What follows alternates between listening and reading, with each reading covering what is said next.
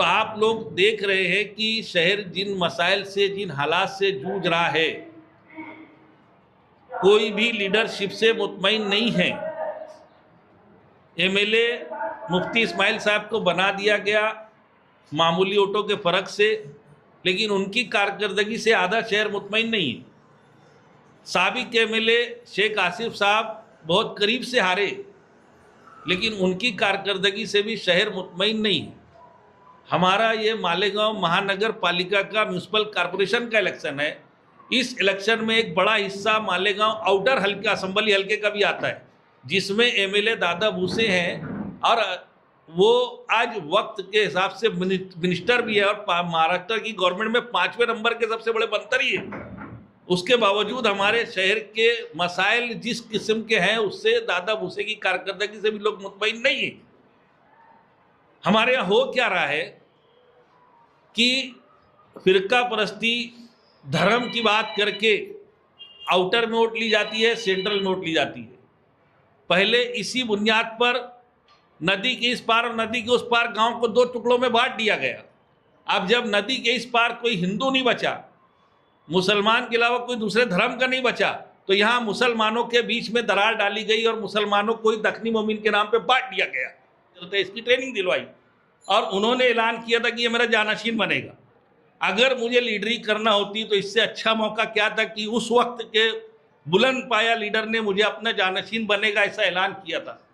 तो मेरा तो काम था उनके हाथ पांव दबाता, उनके सिर की मालिश करता, उनकी हाजी हाजी करता, तो मैं उनका जानशीन बन जाता।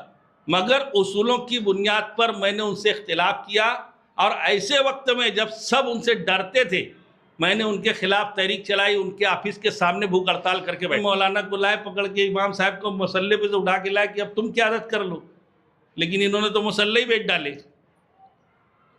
मैं उनको बोला कि अगर तुम चाहते तो जैसे तुमने बोला था कि इस्लाह सियासत के लिए आए, इस्लाह माशरा करते करते इस्लाह सियासत के लिए आए, अगर उस वक्त तुमने उम्मीदवारों का पैसे कौड़ी के तरफ नहीं गए होते तो शायद ये हाल नहीं होता। तो बहुत मैं बोला कि मैंने जब किरीट सुमैया की इंटरव्यू में बोला कि जिस दिन मैं किरीट सुमैया का विषय बोलूँगा आंखें फटी रह जाएंगी। जो कॉरपोरेशन की महासभा में शेख रशीद साहब चिल्ला चिल्ला करके मुस्तकीम को बोल रहे थे, या और सियासी पार्टियों के लोग, मुखालिफ पार्टी के लोग जो कुछ मुस्तकीम पर, बुलंद पर, जनता दल सेकुलर के लोगों पर जिस किस्म का इल्ज़ाम लगाते हैं, उस इल्ज़ाम के साथ तुम समाजवादी में कैसे रहोगे। और तुम लोगों ने जनता दल सेकुलर का, जब निहाल अहमद का तूती बोलता था, आज जनता दल सेकुलर का बचा क्या है। तो तुम इस माहौल को, तुम नए नहीं हो, नया आदमी आता है तो लोग भरोसा करते हैं, तुम्हारे ऊपर से भरोसा उठ गया, भरोसे को जीतोगे कैसे। ये सारी बातें हुई थी कि आप साजिदा मैडम को घर पर रख करके आओगे और तुम कोई ऐसी हरकत नहीं करोगे जो तुम, इन्होंने बोला कि नहीं हमको अभी ज़िंदगी में, उनको समझाया भी कि तुम्हारी बड़ी ज़िंदगी है, तुम्हारा मुस्तकबिल है, तुम अगर पुरानी बात हरकतों से बाज आओगे और मेरे बात मान के चलोगे तो तुम्हारे लिए अच्छा मुस्तकबिल है। ये सब तय हुआ। उसके बाद ये समाजवादी पार्टी में शमूलियत की बात आई। पूछो उनसे कि लखनऊ गए, लखनऊ में बैठ करके भी फ़ोन से मेरे साथ राब्ते में थे कि नहीं थे। जिस दिन ये लखनऊ से वापस आया उसी दिन रात में 2 बजे रात को पहुँचे, तो रात को 2 बजे मेरे घर आए कि नहीं आए। जब ये पार्टी में शमूलियत के लिए बम्बई गए तो मुझे स्पेशल गाड़ी पे लेके गए कि नहीं ले गए। तो मेरे साथ तुम समाजवादी पार्टी में जिन शराइत के साथ आए, बात ये थी कि असेंबली में तुम उम्मीदवारी करोगे, पार्टी की सदारत यूसुफ इलियास के पास ही रहेगी, क्योंकि अभी कुछ दिन पहले हमने बनाया। और मैं हमेशा बोला कि मेरी पार्टी में मसला ये है कि एक आया एक गया, एक ही बचता है। मेरी कोशिश ये रहती है कि एक आया, पहले से एक था, 2 होना चाहिए, 2 थे, एक आया, 2 पहले से थे, 3 होना चाहिए, मगर एक आया एक चला जाता है। ये मेरी पार्टी का अलमिया है। तो अभी यूसुफ इलियास सदर है, वो रहेंगे, तुम आ रहे हो तो 1 और 1 2 हो जाना, 2 बड़ी ताकत रहेगी। मेरी तीसरे लोगों से ही बात है, 4 चौथे लोगों से ही बात है, मगर पता नहीं क्यों मेरे घर में बैठ करके 12 लोगों के बीच में मुस्तकीम ने बोला कि साजिदा मैडम तो बोलती है कि तू दुश्मन है साजिद का जो तुझको सदर बनने नहीं दे रहा है। मेरा मकसद ये था कि अगर यूसुफ इलियास सदर रहते पार्टी के और असेंबली का इलेक्शन शानहीन लड़ती, तो बताओ यूसुफ इलियास किसका काम करना पड़ता, किसको फ़ायदा होता। मगर मैं यूसुफ इलियास को सदर रहने दो बोल रहा हूँ, तो ये मुझसे, मेरे ही से सलाम दुआ बन, मुझको उसका हिमायती समझ लिए। फिर अखिलेश यादव की तारीख आ गई, अबू आसिम अखिलेश यादव का बैनर लग गया, तारीख कैंसिल, जलसा कैंसिल, अबू आसिम आजमी का जलसा कैंसिल हो रहा है। इनको लगा मेरा हाथ है, मेरे घर आके बैठ गए। तो डायमंड लॉन्स में जलसा हुआ। मैंने उस वक्त की वीडियो उठा करके देख लो कि मैंने अबू आसिम आजमी को तकरीर खत्म होने के बाद बोला कि इसका टिकट का ऐलान करो। उस वक्त की वीडियो है। 2 मिनट में मेरी बात कंक्लूड कर रहा हूँ। मैं जानबूझ करके इसीलिए उस दिन, क्या ये सारी बातें, अब मैं चाहता था कि ये लोग अगर अपने बात हरकतों से बाज आकर के एक नई क़यादत इस शहर को देंगे मुस्तकीम और शानहीन, तो मैं उनकी सपोर्ट में था। मगर असेंबली इलेक्शन के बाद में इलेक्शन में इनकी हरकतों से ऐसा लगा कि ये तो खुद सरेंडर हो गए।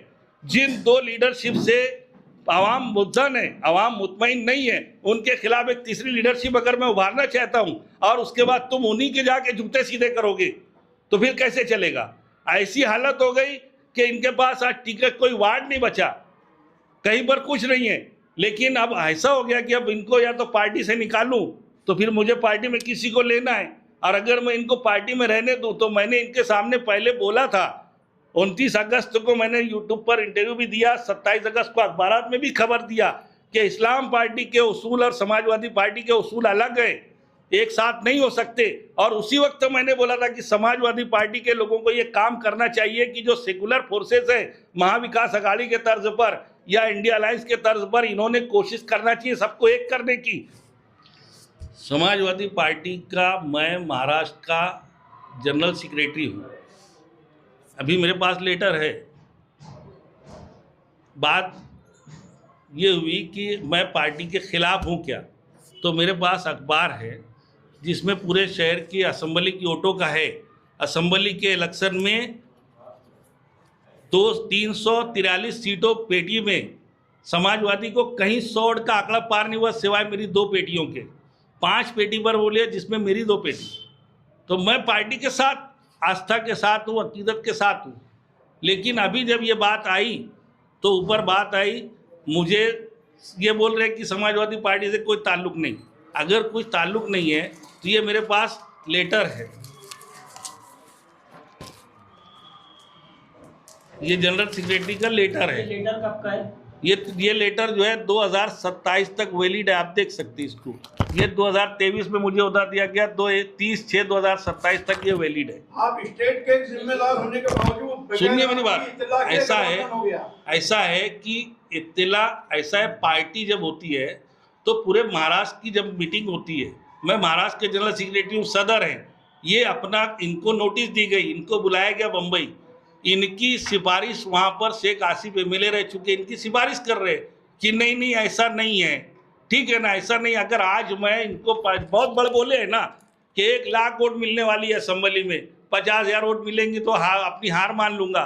अब 9,050 लोगों की हिमायत के बाद 9,000 वोट मिली, हार मानने को तैयार नहीं है। अब अगर आज मैं इनको समाजवादी पार्टी से निकाल दूँ, कल ये बोलेंगे कि हमारी 50 सीट चुन के लाने की तैयारी थी, एंड टाइम पे मुझको निकाल दिया गया। सुनिए ना मेरी बात, पार्टी से बगावत मतलब कैसा है कि अगर ये लोग, शेख आसिफ भी बोल रहे हैं कि यही तो बोल रहा हूँ ना, वही बात मुझसे ही तो बता रहा हूँ ना। नहीं, मैनिफेस्टो बनेगा ना। ऐसा है कि किसी ने अभी किसी ने मैनिफेस्टो किसी ने बनाया नहीं है अभी